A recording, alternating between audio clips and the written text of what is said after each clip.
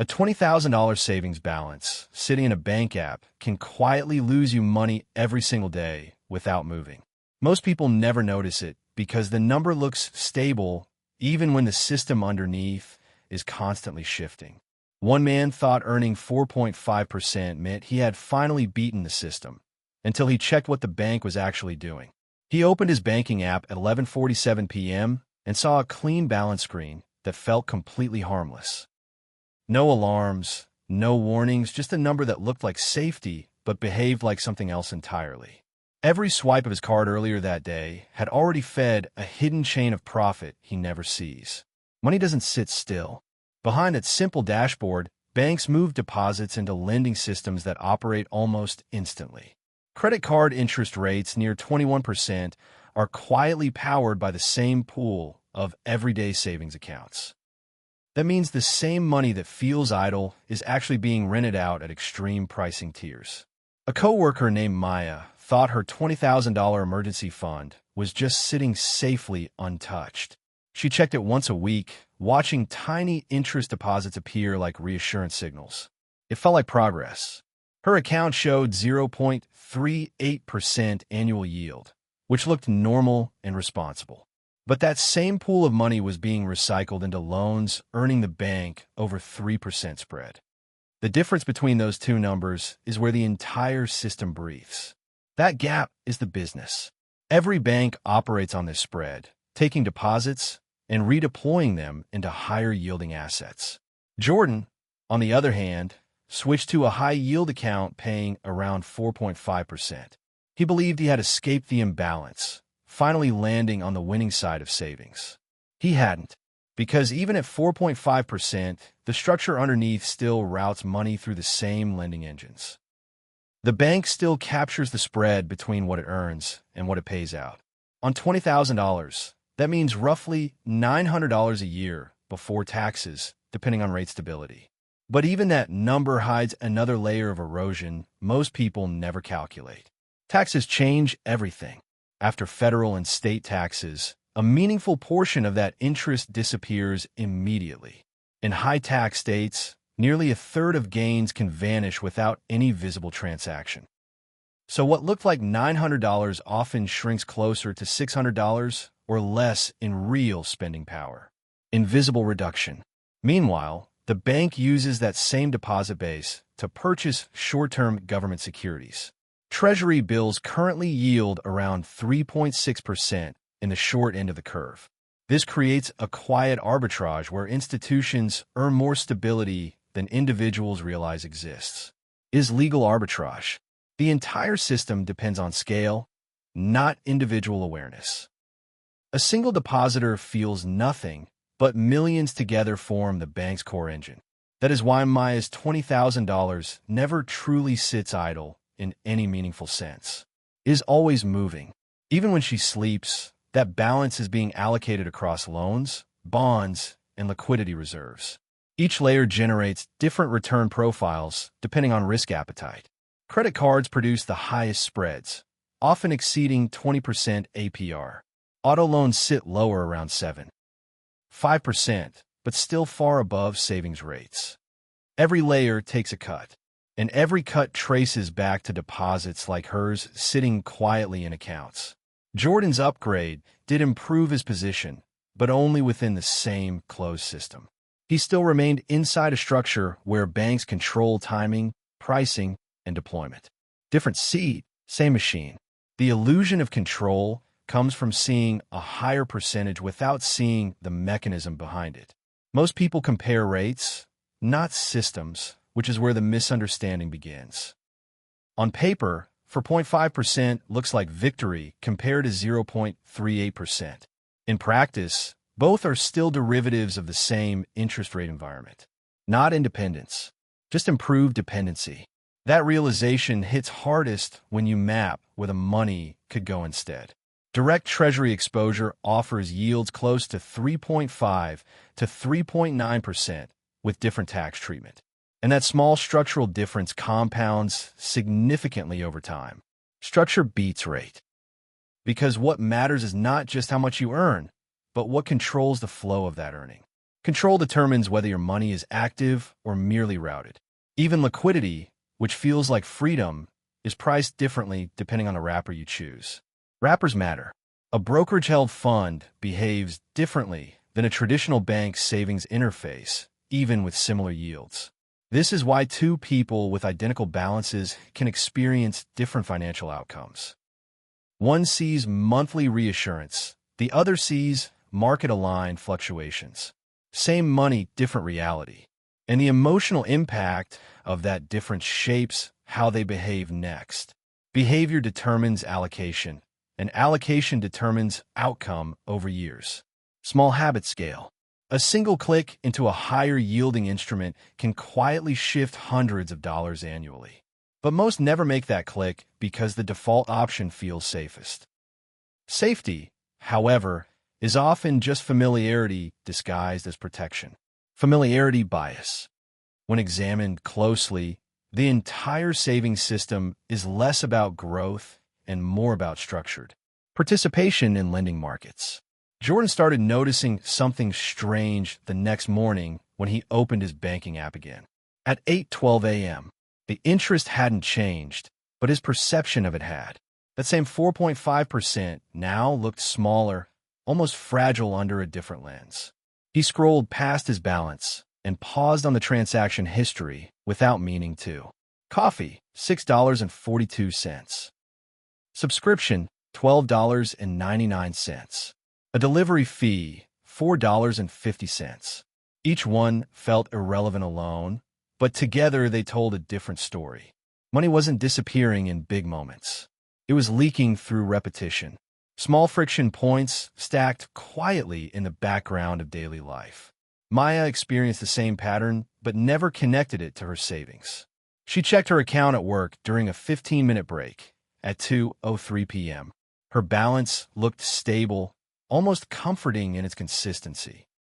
But stability is not the same as progress. Inflation was running close to 3% annually in the background, which meant her 0.38% return wasn't growth at all. It was erosion in slow motion. The number stayed still while purchasing power moved backwards. That gap is invisible unless someone points it out in real time. Jordan thought he had escaped that problem entirely. But even at 4.5%, the margin after taxes and inflation tightened more than expected. He started realizing his win was conditional, not absolute. Meanwhile, the bank's internal system didn't care about perception. At 9:30 a.m. sharp, liquidity desks reallocated deposits across multiple asset classes. Treasury purchases, overnight lending, institutional credit lines. Every dollar had a job assignment within seconds. None of it sat idle in the way customers imagine. Idle is a psychological label, not a financial reality. A hidden truth starts forming here. Banks don't rely on one income stream. They stack layers of income on the same dollar simultaneously. Interest spread is only one layer. Fees are another. Transaction flow adds a third. Even data patterns from spending behavior create monetizable insights. Every debit swipe carries merchant fees averaging around 1 to 3%, split between processors, networks, and issuing banks. Jordan realized something unsettling while reviewing his monthly statement at 10:18 p.m. His free debit card was not free at all. It was funded by invisible merchant deductions on every purchase. Each transaction was a micro-tax on consumption, paid silently by businesses, indirectly by consumers. No line item ever shows it clearly. Maya never looked at it this way. She treated banking as infrastructure, not an ecosystem. Something neutral, like electricity or water. But infrastructure still has ownership and profit distribution. And that distribution rarely favors the end user. It favors scale and flow velocity. Jordan started mapping scenarios mentally on a notepad at 1:47 a.m. If $20,000 earns 4.5%, that's roughly $900 annually. But if inflation averages 3%, real gain shrinks immediately. Then taxes remove another layer. Then opportunity cost adds another invisible subtraction. Each layer reduces the final outcome without touching the headline rate. This is where most people stop calculating, because continuing feels uncomfortable, and discomfort usually signals truth getting closer. A second realization hit him harder than the first. Even high-yield accounts are not designed for optimization. They're designed for retention. Retention means keeping money inside the institution ecosystem, not maximizing user return. Those two goals are not identical. Maya's situation still played in the background like a control case study. $20,000 earning $76 a year looked almost symbolic now. But symbolism hides scale when multiplied across millions of users. If a bank holds 10 million similar accounts, the numbers become massive. Even tiny spreads compound into billions annually, not from individuals, but from aggregation. Jordan started seeing the system less emotionally and more structurally, like a machine optimized for balance sheet expansion, not customer empowerment.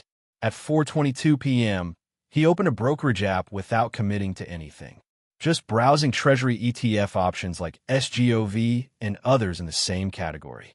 The interface looked less friendly than his banking app, but more transparent. Yields were displayed without promotional framing. No up to language hiding variability. Just current market-based numbers. That contrast felt important. One system sold certainty. The other displayed reality. Maya, meanwhile, received a notification that her bank updated its savings rate from 0.38% to 0.41%. It felt like improvement, but mathematically, it barely changed anything meaningful. A few extra dollars per year. Not enough to alter behavior, only perception. Jordan noticed something else entirely. Every financial system was competing for the same idle cash. Banks, brokerages, government instruments, money market funds, all targeting the same unspoken category of money. Money that is not actively used, just parked. The competition wasn't about giving users the best outcome. It was about capturing custody of that parking space.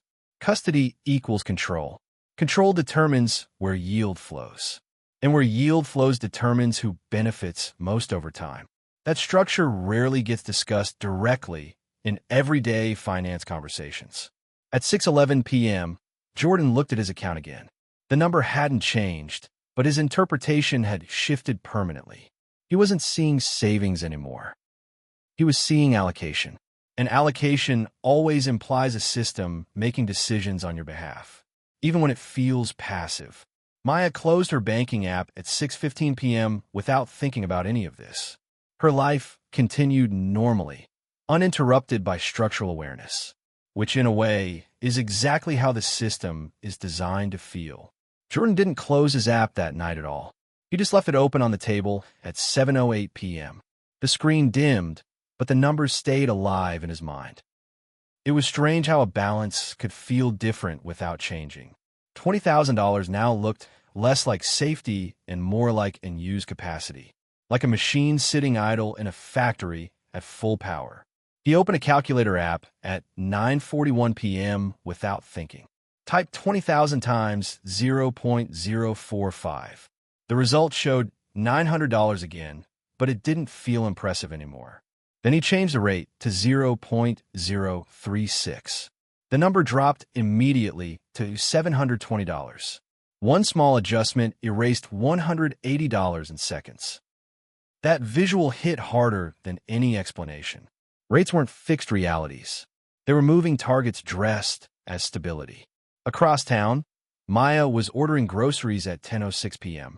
Her bank card processed $87.43 in silence.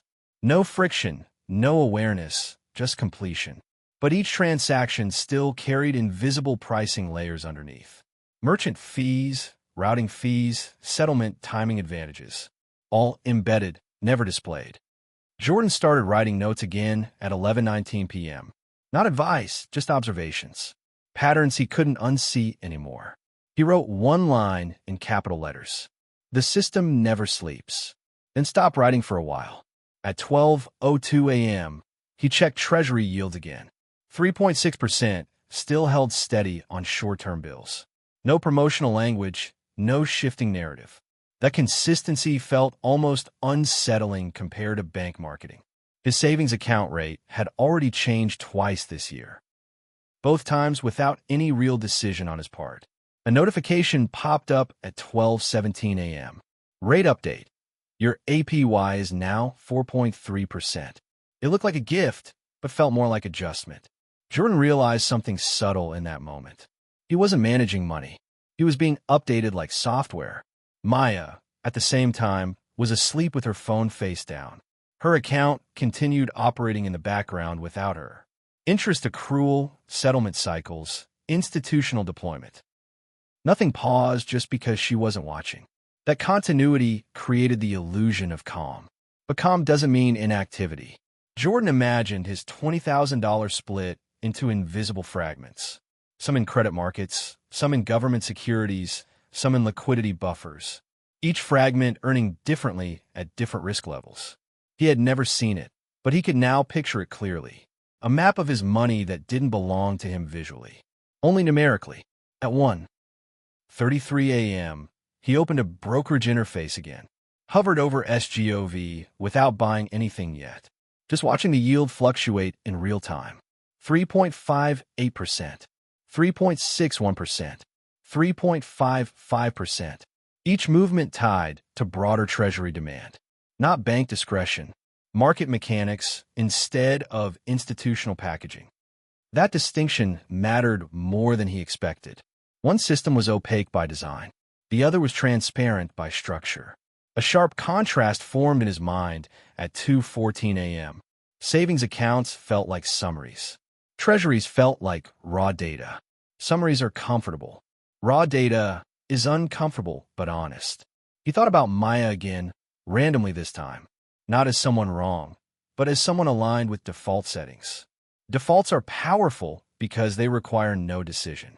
At 3:05 a.m., he leaned back and stared at the ceiling. The room was silent, but his thoughts weren't. They kept layering scenarios over each other. If banks earn spreads across millions of accounts, the scale becomes unimaginable. Even a 1% difference compounds into billions. Not through complexity, but repetition. He started seeing repetition everywhere now. Monthly deposits, weekly interest credits, daily spending cycles. Loops disguised as normal life. Maya's loop was just simpler, not smaller in impact. Simplicity often hides cost instead of reducing it. That realization lingered longer than expected. At 4:22 a.m., Jordan finally closed one tab, then reopened it again seconds later. Indecision wasn't confusion anymore, it was transition. He wasn't deciding between options yet. He was learning to see options that were invisible before. That phase always feels uncomfortable. A final thought surfaced without warning. What if optimization was never the goal?